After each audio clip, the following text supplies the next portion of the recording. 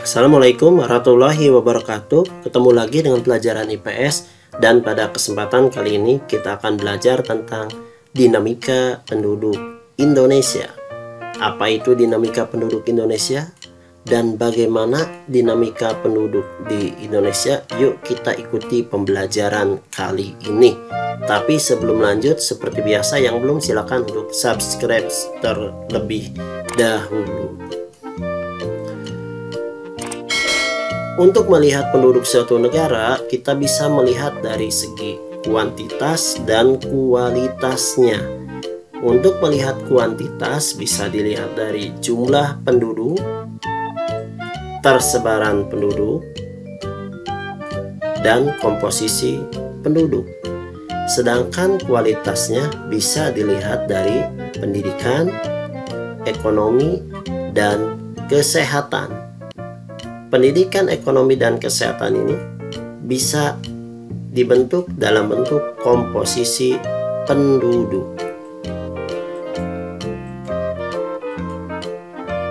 Dinamika penduduk adalah perubahan jumlah penduduk pada suatu wilayah yang disebabkan oleh 3 faktor, yaitu kelahiran atau natalitas, kematian atau mortalitas, dan perpindahan atau migrasi yang terdiri dari imigrasi, yaitu penduduk masuk, dan emigrasi, yaitu penduduk keluar dari wilayah kita.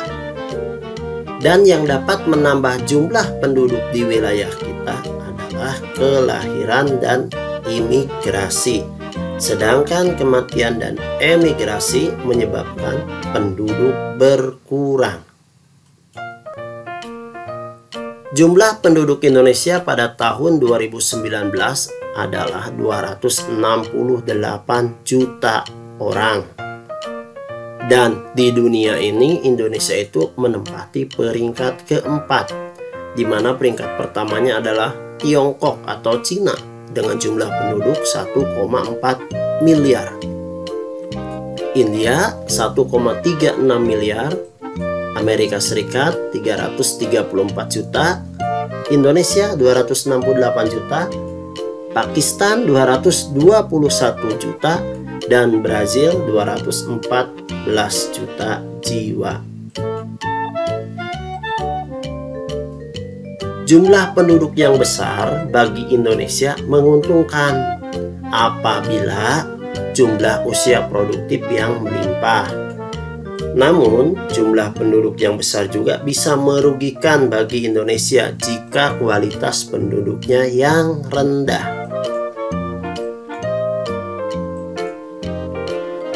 Untuk mengatasi permasalahan jumlah penduduk yang banyak dan pertumbuhan penduduk yang besar, Indonesia mengeluarkan program keluarga berencana.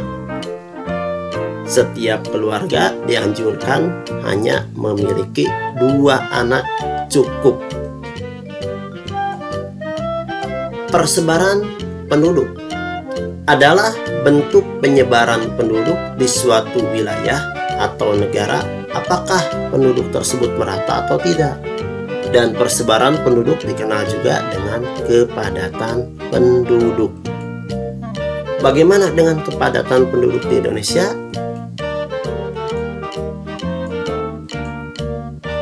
Kita lihat peta berikut ini. Kita akan melihat jumlah penduduk atau kepadatan penduduk per pulau. Pulau manakah yang paling padat penduduknya? Ternyata yang paling padat penduduknya di Indonesia adalah Pulau Jawa. Tidak hanya di Indonesia, ternyata di dunia juga Pulau Jawa itu paling padat penduduknya. Yang kedua adalah Pulau Sumatera dan Sulawesi. Kemudian Pulau Kalimantan cukup jarang penduduknya. Apalagi Pulau Papua sangat jarang penduduknya. Jadi persebaran penduduk di Indonesia tidak merata. Di Pulau Jawa penduduknya sangat padat, sedangkan di Pulau Kalimantan dan Pulau Papua penduduknya jarang. Nah, bagaimana cara mengatasi persebaran penduduk yang tidak merata? Pemerintah sudah melakukan program yang namanya transmigrasi, yaitu perpindahan penduduk dari wilayah yang padat ke wilayah yang jarang penduduknya. Tujuannya supaya persebaran penduduk di Indonesia merata. Demikian juga dengan pembangunannya.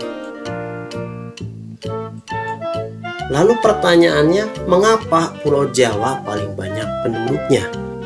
Alasan pertama adalah karena tanahnya paling subur di antara pulau-pulau lain se-Indonesia. Yang kedua, berdasarkan sejarah, Pulau Jawa itu sudah berkembang menjadi pusat perkembangan politik pada zaman kuno, yaitu pada zaman kerajaan Hindu-Buddha, kerajaan Islam, dan juga masa penjajahan kolonial Belanda, di mana di Pulau Jawa ada kerajaan Majapahit, kerajaan Singosari, kerajaan Kediri di Jawa Timur, kerajaan Mataram, kerajaan Demak di Jawa Tengah, dan di Jawa Barat ada kerajaan Tarumanegara dan kerajaan Cirebon. Selanjutnya kita akan membahas tentang komposisi penduduk.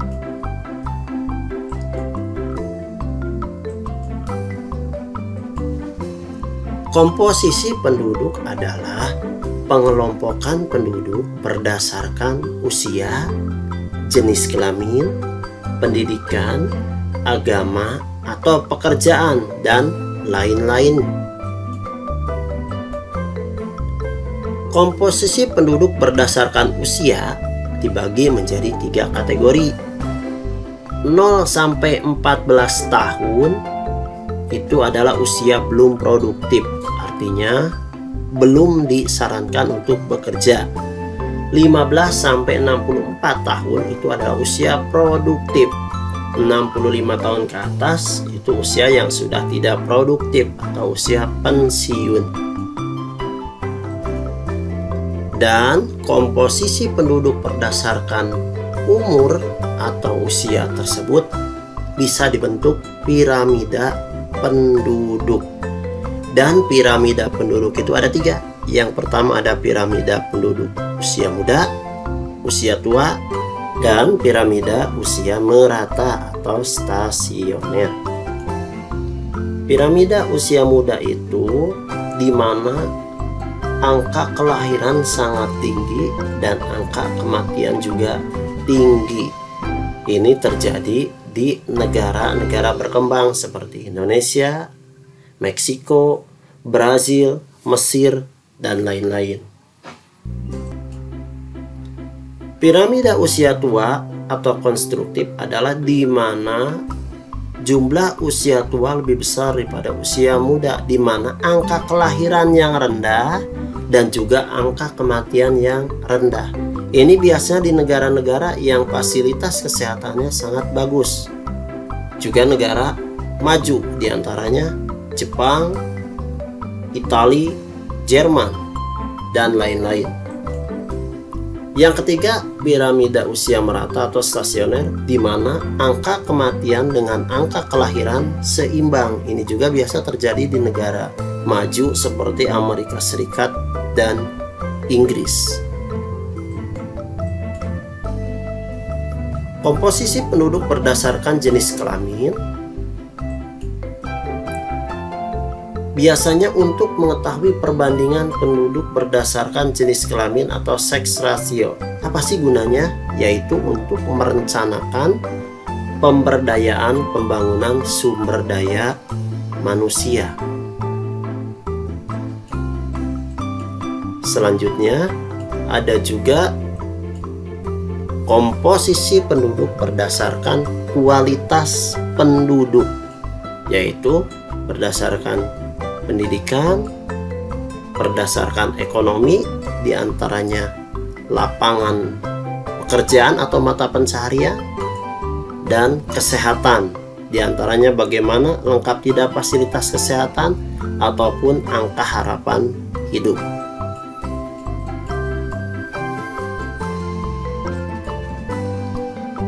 Selanjutnya, permasalahan penduduk di Indonesia. Banyak sekali permasalahan penduduk di Indonesia dan juga negara-negara berkembang lainnya di dunia. Yang pertama adalah pertumbuhan penduduk usia muda yang sangat cepat, di mana usia muda ini adalah usia yang belum produktif. Yang kedua, persebaran penduduk yang tidak merata.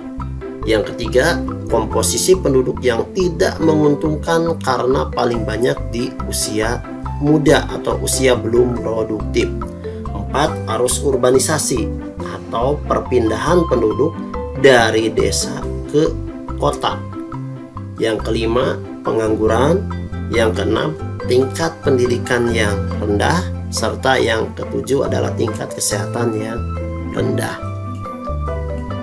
Dan bagaimana cara mengatasi permasalahan penduduk di Indonesia? Yang pertama, apabila jumlah penduduk besar dengan cara program keluarga berencana. Persebaran penduduk yang tidak merata bisa dilakukan dengan cara transmigrasi.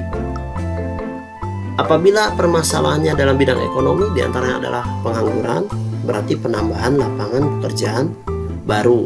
Apabila permasalahannya pendidikan yang masih rendah, bisa dengan wajib belajar, penggunaan biaya operasional sekolah atau BOS dan beasiswa.